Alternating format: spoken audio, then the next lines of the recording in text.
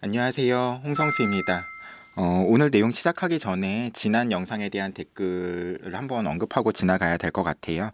지난 영상 댓글에서 연구소라는 이름을 타이틀을 가지고 있는데 너무 내용이 정확히 기억나진 않지만 워딩이 기억나진 않지만 단편적이고 쉬운 내용, 쉽게 접할 수 있는 내용을 다룬 게 아니냐 이런 어떤 댓글을 남겨주셨어요.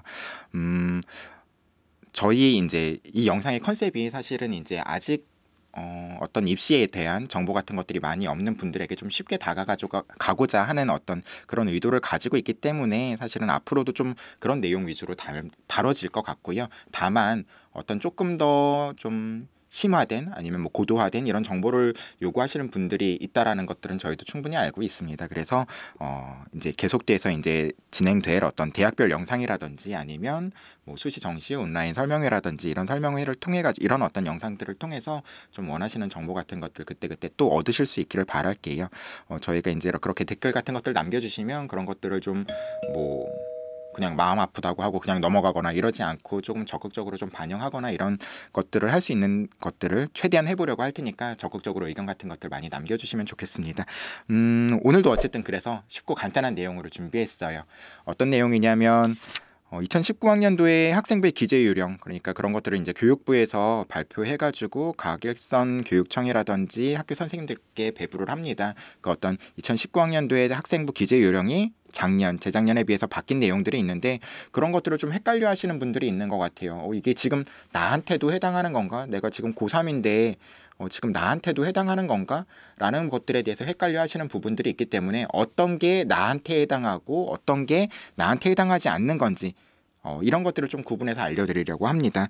실제로 입시 Q&A, 저희 진학닷컴의 입시 Q&A에도 이런 질문 같은 것들이 올라왔었어요. 자율동아리 활동 30자 이내로밖에 못 써요? 라고 하는 질문이 왔는데 내가 정말로 2학년 때 1학년 때 열심히 활동했고 3학년 때도 그런 것들을 계속 해 나가려고 하는데 30자로밖에 안 적힌다라고 한다 그러면 조금 아쉬운 일이겠죠. 근데 이런 것들은 지금 고3한테 해당하는 내용은 아닙니다. 그래서 알아야 되죠. 이게 나한테 해당하는 내용인지 아닌 건지.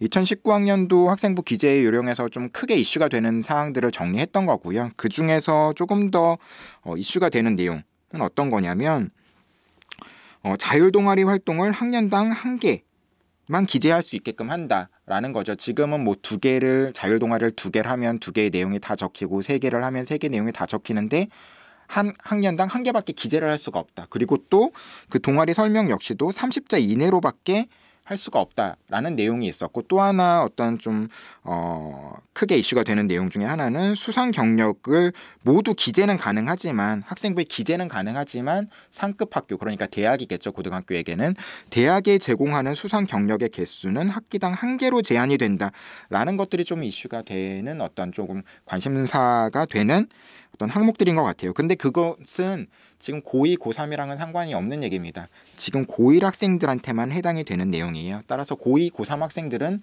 자율동아리를 여러 개 해도 수상 개수가 여러 개 있어도 그런 것들이 대학에 다 제공돼서 평가를 받을 수 있는 측면이 생긴다.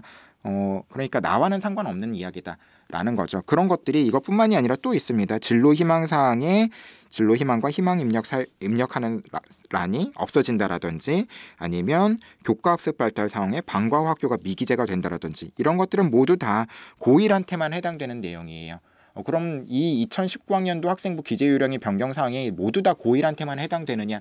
그런 건 아니죠. 여기 보시다시피 고1과 고3에게도 고2, 고3에게도 모두 다 해당되는 내용이 있습니다. 어떤 거냐면 창의적 체험 활동 사항의 특기 사항의 기재 분량이 3,000자에서 1,700자로 줄어든다. 그리고 또 행동 특성 및 종합 의견 기재 분량이 1,000자에서 500자로 줄어든다. 그러니까 학교 선생님들이 굉장히 행정적인 부담 같은 것들도 많이 가지실 수밖에 없는 사항이고 그다지 중요하지 않은 걸로 그냥 글자 수 채우기 정도로 적혀지는 부분 같은 것들이 있을 수가 있는 상황이죠. 그래서 이런 것들이 기재 분량이 굉장히 큰 폭으로 축소가 되었다라는 거. 이거는 고2, 고3한테도 해당된다.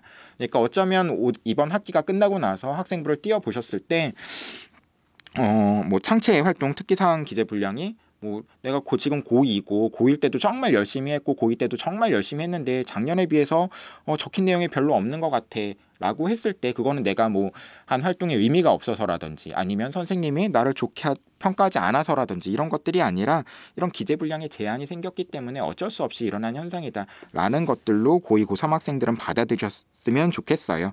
그래서 오늘 일단은 말씀드리고 싶은 거는 2019학년도에 변경된 학생부 기재사항, 기재요령이 변경된 사항들이 있지만 나에게는 어떤 것들이 변경되었는지를 알고 그것에 맞춰서 준비해야 된다는 거죠. 한 가지 말씀드리고 싶은 건 고1 학생들은 조금 선택과 집중 같은 것들, 뭐 이 방송을 고1 학생들이 얼마나 들을지는 사실 잘 모르지만 고1 학생들 같은 경우에는 수상 경력에 있어서나 자율 동아리에 있어서나 좀 선택과 집중을 확실하게 해서 뭔가 준비하고 대비할 필요가 있다. 모두 다 물론 뭐 대회에 참가한다고 해서 다 수상할 수 있고 뭐 그런 건 아니죠. 대회에 적극적으로 좀 다양하게 참여하고 막 이럴 수 있으면 좋겠지만 거기서 조금 더 포커스를 맞춰서 수상해야겠다라고 생각하고 준비하는 대회 같은 것들이 별도로 있어야 된다라는 점 같은 것들을 좀 생각했으면 좋겠어요.